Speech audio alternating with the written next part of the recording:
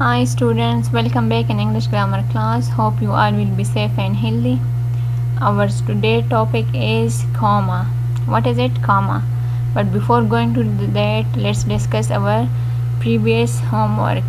As you know that we have discussed words opposite in that, and I have told you to match these column.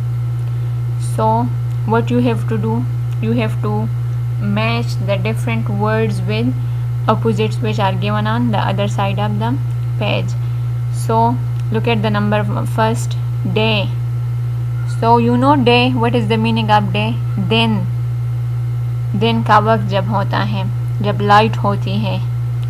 So day would be matched with, look at another side of the page. हमारे पास एक inside है जो कि मतलब है इसका, inside mean अंदर, right mean दाया. नाइट रात जब होती है, जब अंधेरा होता है हर तरफ.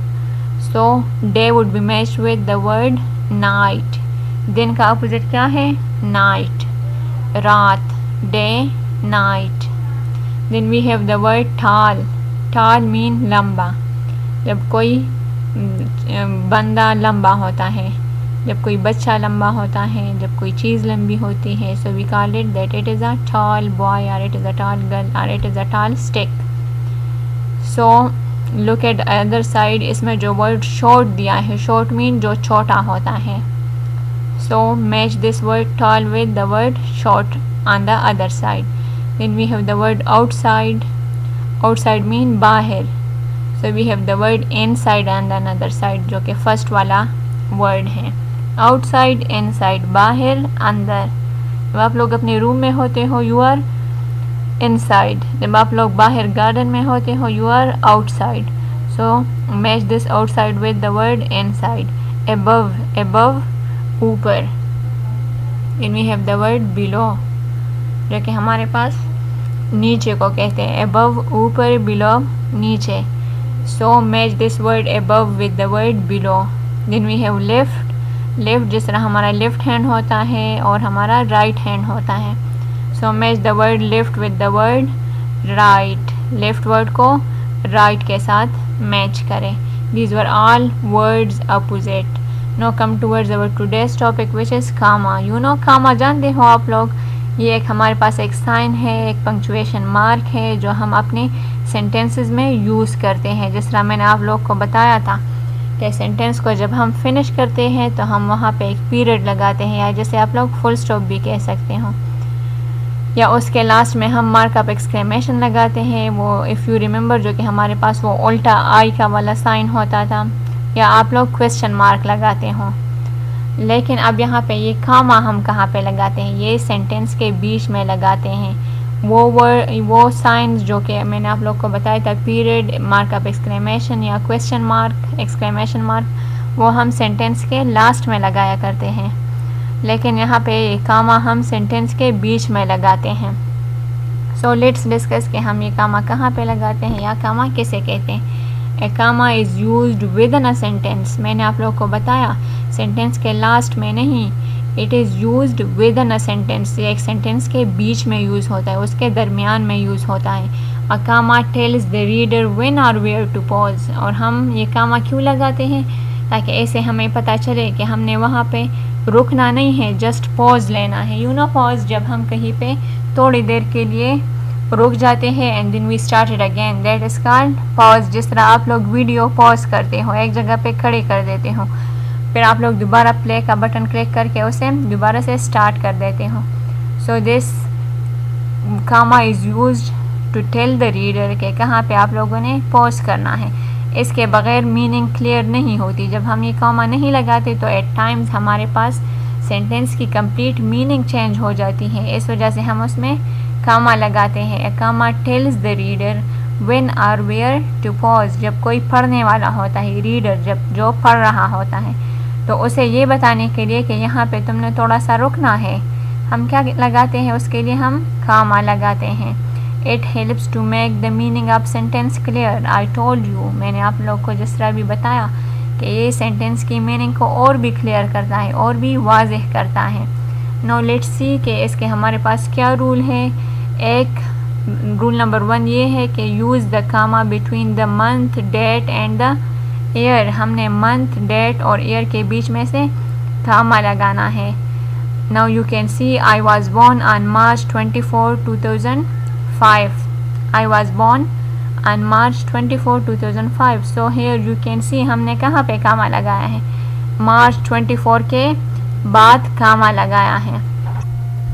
And why have we use this comma, हमने ये कामा क्यों लगाया है, to separate this date with the year, ताकि इस डेट को हम ईयर से सेपरेट कर सकें। अगर बीच में ये कामा हम हटा दें इमेजिन, तो फिर आप लोग ये किस तरह पढ़ते, I was born on March 24/2005 इस तरह आता। लेकिन यहाँ पे हमने कामा लगाया जिसकी वजह से डेट और ईयर हमारे पास सेपरेट हुआ। I was born on March 24, फिर आप लोग थोड़ा सा रुके, उसके बाद 2005। I was born on March 24, 2005। So here you can see यहाँ पे हम रुके, ये सेंटेंस पढ़ते हुए हमने पॉज कहाँ पे दिया, कामा पे। सो कामा कहाँ पे यूज़ होता है, between month, date and the year, month date के बाद और ईयर से पहले। क्लियर। देन रूल नंबर 2 हमारे पास क्या है, use the comma to separate 3 और मोर नेम्स इन अ सेंटेंस। हम जब 3 या 3 से ज़्यादा नेम्स हमारे पास एक सेंटेंस में दिए गए हो तो हम उनको सेपरेट करने के लिए उनके बीच में कामा लगाते हैं। As you can see Mushtaba comma Rustam comma Mustafa and Daniyal are my friends. So here you can see अगर हम मुश्तबा के बाद ये कामा ना लगाते तो फिर हमारे पास मीनिंग इतनी क्लियर ना होती कि हमने ये सारे नेम्स सेपरेट लिखे हैं या इन नेम्स को सेपरेटली पढ़ना है। इस तरह जब हम पढ़ रहे हैं सो यू कैन नोटिस के आप लोग नोटिस कर सकते हो कि हम यहाँ पे पॉज लेते हैं जिधर पे कामा लगा है, Mushtaba, Rustam, Mustafa and Daniyal are my friends. So here you can see हम यहाँ पे ना बार बार एंड लगा सकते थे कि Mushtaba and Rustam and Mustafa and Daniyal, इस तरह भी नहीं कर सकते थे।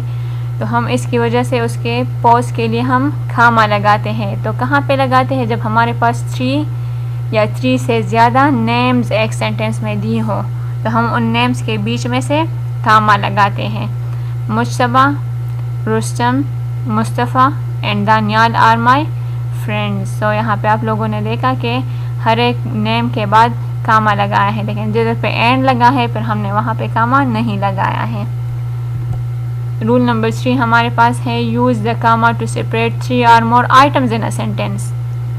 हमने क्या करना है, जब हमें एक सेंटेंस में 3 या उससे ज़्यादा आइटम्स, चीज़ों के नेम्स दिए हों तो हमने उनको सेपरेट करने के लिए उनके बीच में से कामा ऐड करना है। Like you can see I like reading comma cricket and toys. हमने रीडिंग के बाद क्या लगाया है, कामा लगाया है। क्यों? क्योंकि ताकि हमें पता चले कि रीडिंग एंड क्रिकेट को हमने सेपरेट करना है।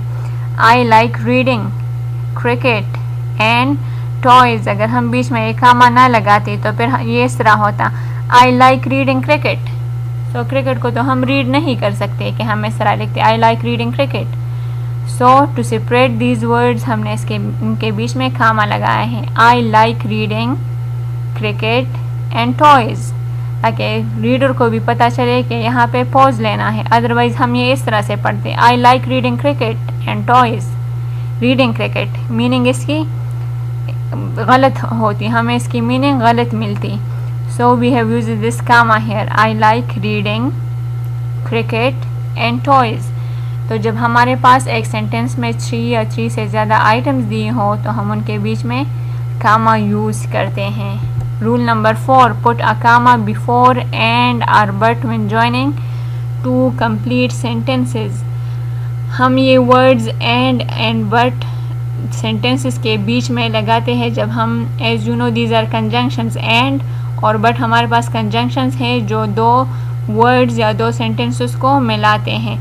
लेकिन यहाँ पे कह रहे हैं कि जब वो हमारे पास कंप्लीट सेंटेंसेस हो, 2 कंप्लीट सेंटेंसेस हो, तो हम उनको इनके बीच में एंड या बट से पहले क्या लगाते हैं, कामा लगाते हैं। Here you can see I bought a new dress comma and I bought matching shoes with it. अब यहाँ पे ये दो कंप्लीट सेंटेंसेस हैं। अगर हम इसे इस तरह भी लिख सकते थे, I bought a new dress, और फिर दूसरा सेंटेंस लिखते आई bought matching shoes with it.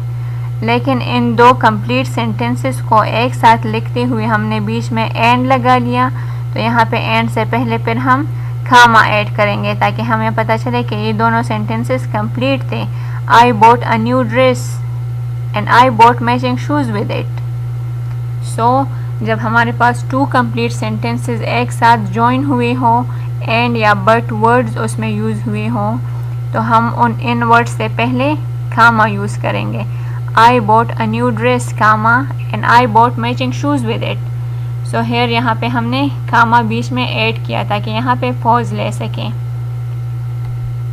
Hope this would be clear to you. आप लोग को ये 4 रूल्स क्लियर होंगे। एक, हम कामा तब लगाते हैं जब हम मंथ, डेट और ईयर को सेपरेट करते हैं, उसके बीच में हम कामा लगाते हैं। रूल 2 हमारे पास ये था कि हम डिफरेंट नेम्स के बीच में लगाते हैं जब एक सेंटेंस के में हमारे साथ 3 या 3 से ज़्यादा नेम्स दिए हों।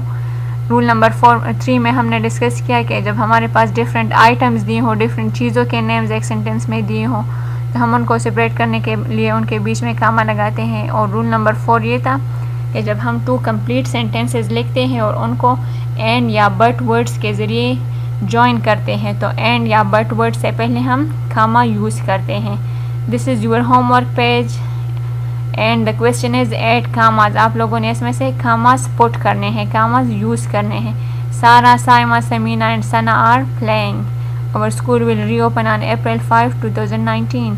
Our bus came late but we reached school on time.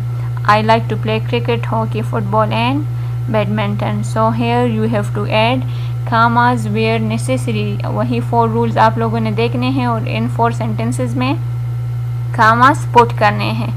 Hope this lecture would be clear to you. See you in my next class. Have a nice day.